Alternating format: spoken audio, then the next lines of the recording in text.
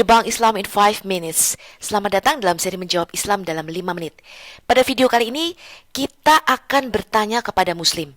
Tahukah kamu mengapa Yesus tidak lahir dari air mani yang hina? Menurut Quran surat As-Sajdah surah 32 ayat 7 dan 8, dikatakan Allah itu memulai penciptaan manusia dari tanah. Kemudian Allah menjadikan semua keturunan Adam dari saripati atau dari air mani yang hina. Mengapa demikian? Muslim tidak mempunyai jawabannya teman-teman, karena mereka percaya bahwa mereka lahir dari air mani yang hina.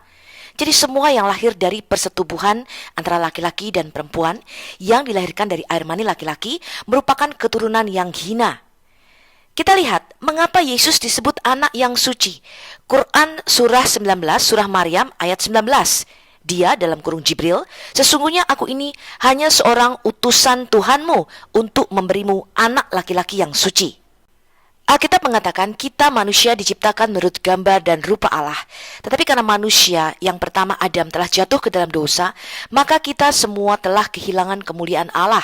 Roma 3 ayat 23 dikatakan, karena semua orang telah berbuat dosa dan telah kehilangan kemuliaan Allah, sehingga kita semua pantas dijatuhi hukuman mati.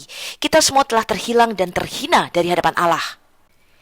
Mengapa Yesus tidak lahir dari persetubuhan laki-laki dan perempuan dan tidak dilahirkan dari air mani hina? Hadis Sahih Al-Bukhari nomor 3177 menjawabnya.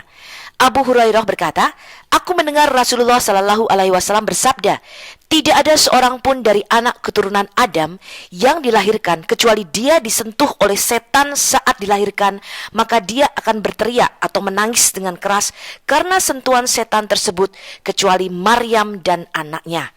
Itulah sebabnya Isa Al-Masih adalah anak yang suci, karena dia tidak pernah disentuh oleh setan dan setan tidak berkuasa atas Isa Al-Masih. Di dalam Quran surah An-Nisa ayat 171 dikatakan dengan jelas bahwa Al-Masih, Isa putra Maryam, itu adalah utusan Allah. Artinya dia adalah sang anak firman yang diutus Bapa ke dalam dunia. Dan kalimatullah al-qoha ila Maryam, artinya firman Allah yang diturunkan di dalam rahim Maryam, dan rohullah atau roh dari Allah. Itulah sebabnya di dalam hadis riwayat Anas bin Malik halaman 72, Isa Al-Masih adalah satu-satunya yang bergelar Rohullah dan Kalimatullah. Isa fa'innahu rohullah wa kalimatuhu. Konsep dosa di dalam Alkitab adalah berhutang. Ketika kita berdosa dikatakan kita berhutang kepada Allah. Dan karena semua manusia telah berbuat dosa, maka kita semua adalah orang-orang yang berhutang kepada Allah. Hutang apa? Hutang darah atau hutang nyawa.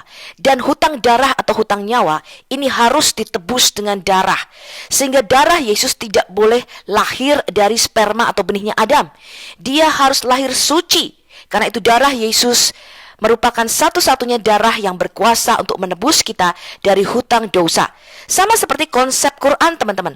Quran surah 17 ayat 15, surah 39 ayat 7, dan surah 35 ayat 18 dikatakan bahwa orang berdosa tidak dapat menjadi penanggung atau pemikul orang berdosa lainnya. Kenapa? Karena konsep dosa adalah hutang. Bagaimana mungkin saya yang berhutang bisa membayari Anda juga, orang yang berhutang? Saya sendiri masih berhutang. Jadi satu-satunya yang bisa membayar hutang dosa kita adalah orang yang tidak berhutang alias orang yang tidak mempunyai dosa. Yesus lahir suci bukan dari benih Adam, dari air mani hina atau dari persetubuhan laki-laki dan perempuan, sebab kita tahu bahwa bayi di dalam rahim ibu itu hanya mendapatkan makanan dari plasenta ibunya, dan darah bayi dan darah ibu tidak bercampur. Karena itulah Yesus yang tidak dilahirkan dari benih laki-laki, dia tidak mempunyai darah Adam, sebab darahnya tidak berasal dari Adam yang sudah tercemar dosa, sehingga darah Yesus bisa menebus dosa kita. Itulah sebabnya di dalam Matius 26 ayat 28 di dalam perjamuan Paskah yang terakhir, Yesus mengatakan demikian, sebab inilah darahku, darah perjanjian yang ditumpahkan bagi banyak orang untuk pengampunan dosa. Yohanes 6 ayat 53-55 Yesus berkata, sesungguhnya jikalau kamu tidak makan daging anak manusia dan minum darahnya, kamu tidak mempunyai hidup di dalam dirimu. Barang siapa makan dagingku dan minum darahku, ia mempunyai hidup yang kekal, dan aku akan membangkitkan dia pada akhir zaman. Sebab dagingku adalah benar-benar makanan, dan darahku adalah benar-benar minuman. Barang siapa makan dagingku dan minum darahku, ia tinggal di dalam aku dan aku di dalam dia. Sampai jumpa dalam seri menjawab Islam dalam 5 menit berikutnya. Shalom, dan jangan lupa subscribe and like video ini.